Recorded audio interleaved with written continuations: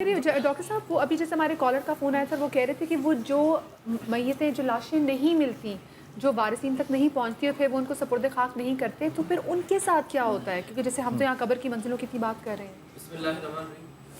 دیکھیے موت حق ہے، اس پر سب کا کانسنسس ہے، چاہے وہ مسلم ہو نان مسلم، مرنا سب کو ہے. بالکل. اختلاف یہ ہے کہ مرنے کے بعد کیا ہوگا. جب حضور اکرم صلی اللہ علیہ وسلم فرمایا کرتے تھے مکی زندگی میں کہ تمہیں میرے متعلق ڈر کر بولو قبر میں سوال ہوگا، تو کفار و مشرکین تصدیق کرتے تھے کہ ہمارا فنومنا ہے، مشاہدہ ہے کہ جب قبر میں مردے کو دفنا دیا جاتا ہے تو پھر آہستہ آہستہ اس کی ہڈیاں تک گل سڑ جاتی ہیں، اور آپ یہ کہتے ہو کہ دوبارہ ان کو زندہ کیا جائے گا. تو پھر قرآن میں بارہا بتایا گیا، سورہ یاسین کو میں کوٹ کروں گا. انہوں نے کہا کہ قل یحیی الذی انشأها اول مرہ قال من یحیی العظام وہی رمیم قل یحیی الذی انشأ اول مرہ. اے پیارے حبیب یہ کہتے ہیں کہ مرنے کے بعد دوبارہ ہمیں زندہ کون کرے گا؟ تو ان سے کہہ دیجئے وہی رب تمہیں دوبارہ زندہ کرے گا جس نے پہلی مرتبہ تمہیں زندہ کیا تھا. لہٰذا یہ اسلام کا کنسپٹ ہے کہ مرنے کے بعد. اور سورہ بقرہ کی آیت نمبر 23 جو زندہ کریں گے یہ قیامت کے میں آتا ہوں اس کی طرف. جی میں آتا ہوں. سورہ بقرہ میں اور قرآن کے دیگر مقامات پر 2 موت اور 2 حیات کا ذکر کیے گا. ایک موت کیف تکفرون باللہ وکنتم امواتا فاحیاکم ثم یمیتکم ثم یحییکم ثم الیہ ترجعون. 2 موت، ایک موت اس دنیا میں پیدا ہونے کا زمانہ جس کو ڈارکنس تھا، پھر دوسری پہلی زندگی، پھر اس کے بعد ایک اور موت، 2 موت، پھر ایک اور حیات. 2 حیات اور 2 موتوں کا ذکر. لہٰذا یہ جو زندگی ہے اس زندگی کو کسوٹی بنایا گیا، اس زندگی کو امتحان گاہ بنایا گیا. اور اس کے بعد قبر کی زندگی جسے ہم اصطلاح شریعت میں برزخ کی زندگی کہتے ہیں. اب میں آپ کے سوال کی طرف آتا ہوں. اب اعمال کا دار و مدار قیامت اولا قبر سے شروع ہو جاتی ہے، یا قیامت صغرا قبر سے شروع ہو جاتی ہے، اور قیامت کبریٰ تب آئے گی. لہٰذا جب انسان مر جاتا ہے اب عذاب اور ثواب، چاہے وہ قبر ملے، چاہے اسے مچھیوں کی غذا بن جائے، چاہے وہ ہوائی حادثے میں جو ہے وہ اس کے اعضاء منتشر ہو جائے، لیکن روح میگنیٹ ہے.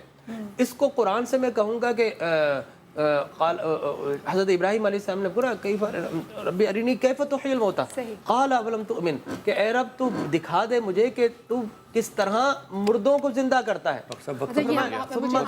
مجھے چھوٹی سی بریک کے بعد واپس آ لینا چاہیے.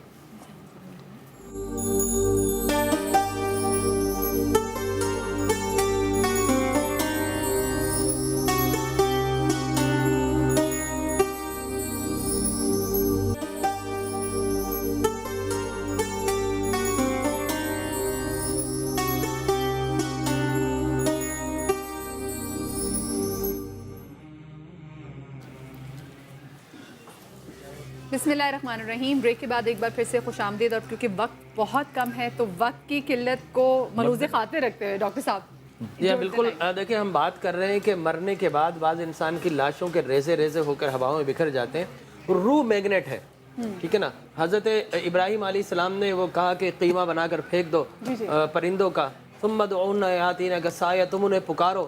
تو چونکہ جو ہے اللہ تعالیٰ نے میگنیٹ یہ صرف سمجھانے کے لیے، جانوروں میں روح ہے نہیں، یہ ایک ڈیبیٹیبل بات ہے، لیکن یہ کہ وہ ان کا مادہ موجود تھا، وہ آنن فانن جڑے اور دوبارہ زندہ ہو گئے. بیائی اسی طرح کوئی شخص کسی بھی طرح چلا جائے، اب عذاب اور سزا اس کی روح موجود ہوتی ہے، اور روح کے ساتھ ایک احساس ہے جسے ہم بولتے ہیں شعور. دیکھیں انسان زندہ ہے لیکن انستھیزیا دے کر اسے سلا دیا جاتا ہے. اب اس کا جسم کاٹ دیا جائے وہ زندہ ہے، اسے کچھ پتہ نہیں چلے گا. کیوں؟ آپ نے اس کے کانشس کو سلا دیا. لہٰذا اب کانشس ہو گیا، اب اس کے جسم پہ کچھ بھی کر لیں کوئی محسوس نہیں ہوگا.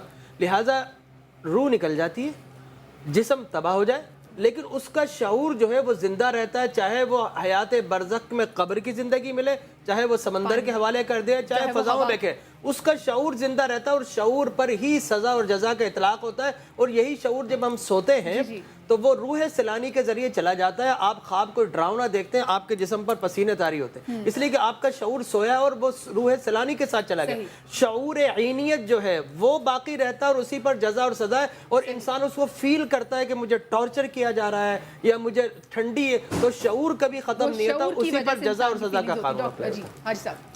آج کی گفتگو میں ایک پہلو آیا اور ظاہر ہے کہ وقت کم ہوتا ہے اور ٹاپک بھی بہت بڑا. یہ جو بڑے بڑے شہداء ہیں، میں نے ہزار سال والے لوگ بھی دیکھے ہیں کہ جن کے انتقال کو 1000 سال پہلے وہ آئے عراق میں، خلیفہ کو، شہنشاہ کو، گورنر کو بتایا کہ قبر ہماری پانی میں آ رہا، وہ پانی ہم جو ہے قبر میں آ رہا ہے، لہذا اس کو انہوں نے سیریسلی نہیں لیا.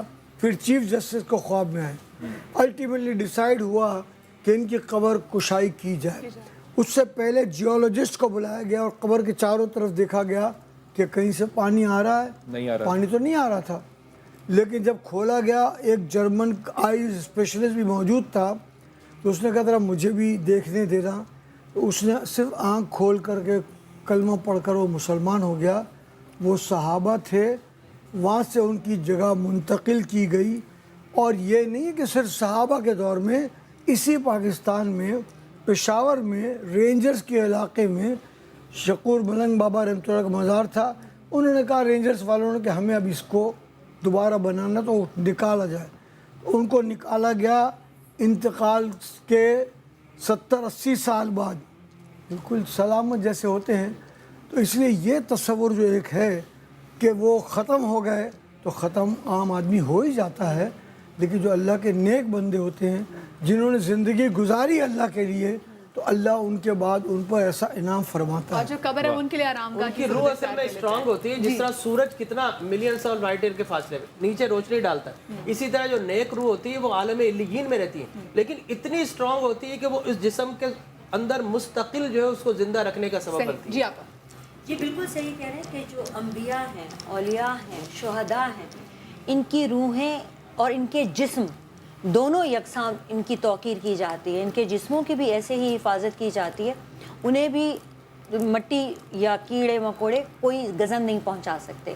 اور ان کی روحیں بھی سبز پرندوں کی صورت میں جنت میں چرتی چگتی کھاتی پیتی پھرتی ہیں، اور جہاں چاہے آ جا سکتی ہیں، اور پھر انہیں ایک وقت دیا جاتا ہے کہ وہ واپس جائیں. اور انبیاء کا تو اس سے بھی اعلیٰ مقام ہے. اولیاء اللہ کو بھی اللہ تعالیٰ نے یہ توقیر عطا کی کبھی ہے. عجیب نہیں بات لگتی کہ ڈالنا تو ہم نے اس کو مٹی میں ہے، لیکن پہلے اس کو غسل دیتے ہیں. دیکھیے یہ اللہ تعالیٰ اور اصل میں اللہ وہ کے مرنے نہیں جا رہا، اس کو لباس نیا پہناتے ہیں. مرنے نہیں جا رہا، وہ کسی وہ سے انتقال کر رہا ہے، وہ منتقل ہو رہا ہے. منتقل ہو رہا ہے. یہ ہم عزت کر کے اپنے مردے کو تیار کر کے بھیجتے ہیں ایک پوری نئی زندگی کے لیے، کسی نئے سفر پہ پریزنٹیشن کے لیے. انٹرویو ہوتا ہے. جی علامہ صاحب آپ ایک جملے میں سوال کیا ہے آپ کا؟ بس ہم چاہ رہے ہیں اس کو آپ سم اپ کر دیں. کہتے ہیں نا کہ مخ کلام جو ہے نا وہ یہ ہے کہ ہمیں اپنے آپ کو اس اپنے اگلے مرحلے کے لیے تیاری کرنا چاہیے. اور ماہ مبارک رمضان بہترین فرصت ہے کہ ہم اپنے آپ کو لعلکم تتقون کے ہدف کو سامنے رکھتے ہوئے جتنا ہو سکے تقوی پرہیزگاری کے ساتھ تیار کریں. صرف ایک بات، کسی نے کہا اگر تمہیں یہ کہا جائے کہ ایک دن تمہارے پاس زندگی کا بچا ہے تم کیا کرو گے؟